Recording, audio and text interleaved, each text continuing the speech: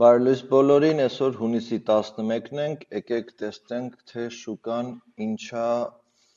արել, ինչա սպասվում։ Տեսեք, շաբաթականով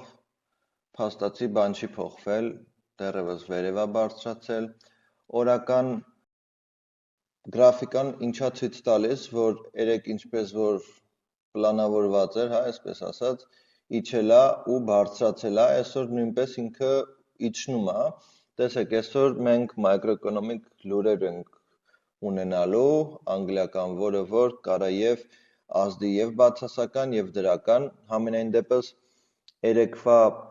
լուրերը այն ինչը որ եղել է, դրական է եղել, որ Ամերիկա,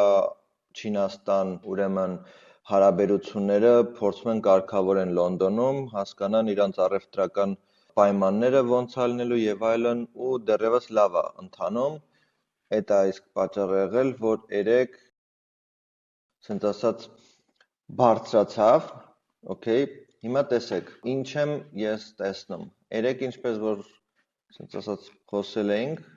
տեղի է ունեցել, ցավոք սրտի ես տեղում չեմ եղել, քանի որ դասընթացներ էինք լիքը նկարահանում ու մոտավորապես այսպես եկավ, մտավ այն առաջի դիմանցիոնան, որ խոսում էինք, երկու անգամ կպավ ու բարձրացավ, որը որ շատ լավ է, ինչի համար այստեղ 1-ը 2-ի 3-ի ինչ որ բաներ մեզ սպասվում, ինչքան 1-ը 3.5-ի, հետեւաբար այստեղ ինչ էլ որ գումար դրած լինեիք, առնվազն բավականին 70%-ը ինքը բարձրացել է, մինիմում որ բարձրանալու էր 70%-ից ավել բարձրացել է ու եթե գործարքարել եք, շնորհավորում եմ, շատ լավ է։ Այսօր ինչ ենք մենք սպասում։ Նորից եմ ասում, մի քիչ անորոշ շուկա է, բայց եթե սենց նայենք, trend line ունենք, այս trend line-ը եթե պահեց ինքը ու 15 րոպեանոցով էլ որ սենց նայում ենք, բավականին ինքը ստաբիլ է։ Պատճառ չեմ տեսնում դեռևս, որ ինքը պետք է ընկնի, բայց չեմ էլ տեսնում ինչ որ երեկվա պես, որ այ հստակ, օրինակ այստեղ է, գալու է կպնի ու բարձրանա։ Այստեղ մի քիչ անորոշ է, օրեր կան, որ անորոշ են ու ցանկալի է այդ օրերը շատ զգույշ լինել, շատ չբզբզալ, որովհետև այս սենց օրերն է, որ այն գումարները, որ դու աշխատել ես նախորդ օրերին, կարաս ուղղակի մի օրվա ընթացքում զրոյացնես, եթե ոչ ավել։ Այսօր ոչինչ չեմ կարող ասել, միակ բանը, որ կարող եմ ասել, այն է, որ պետք է սպասենք, որ լուրերը դուրս գան, որը որ ժամը 4:30 է Հայաստանի ժամով, Core CPI եւ այլն, ինչպես որ երկուշաբթի խոսել ենք, դրական է սպասվում, բայց թե ինչ տեղի կունենա, դա չգիտենք։ 4:30-ից հետո արդեն պարզ կլինի, թե շուկան ինչ ուղղությամբ է գնալու։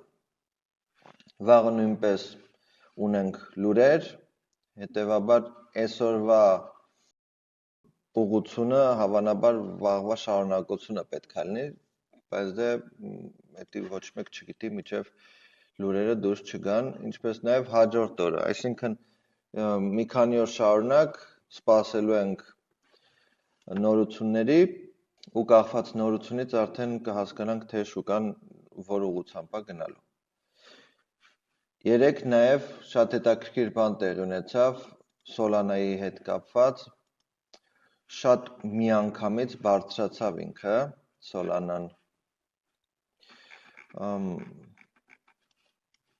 Ուրեմն չգիտեմ ձեզ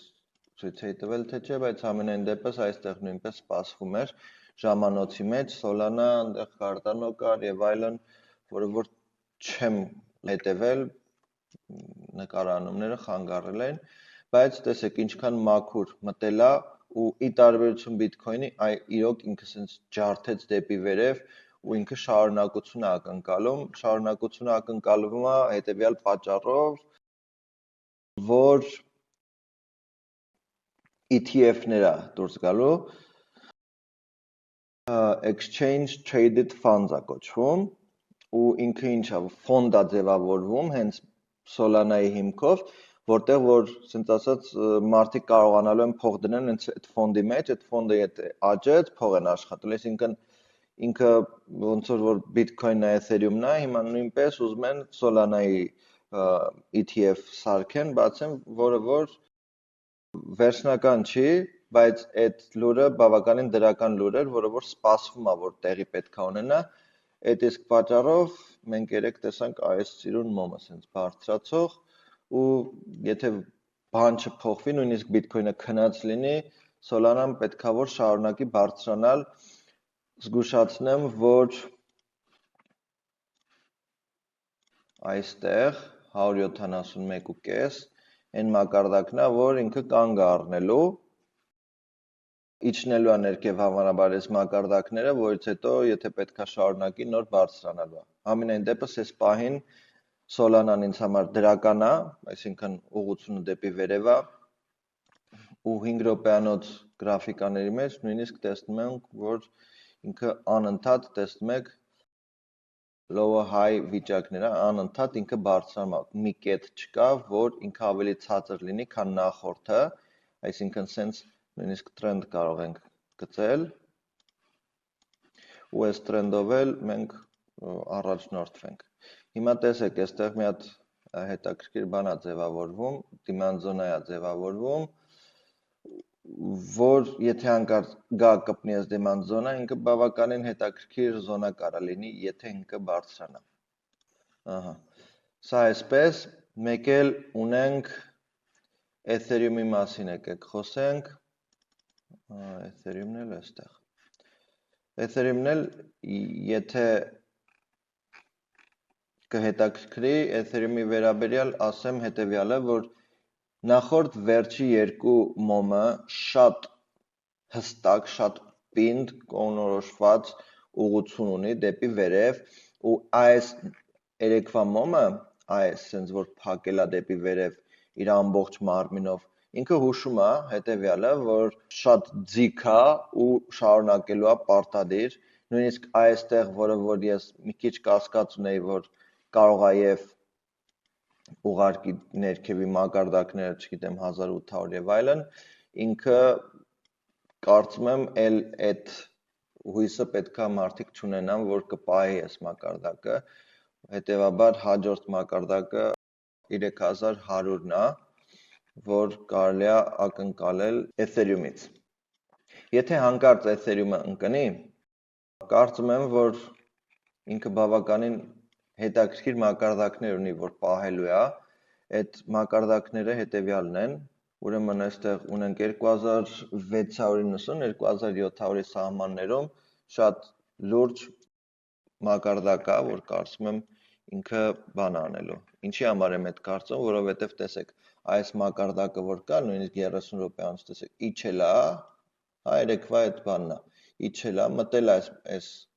զոնայի մեջ, որից հետո միանգամից բարձրացել է վերև ու ինքը շարունակել է։ Ինչ տեղի կարա ունենա, ճիշտն ասած չգիտեմ, եթե հանկարծ իջնի, էսի են զոնան է, որ կարծում եմ կպահի, որ ինքը շարունակի բարձրանալ վերև։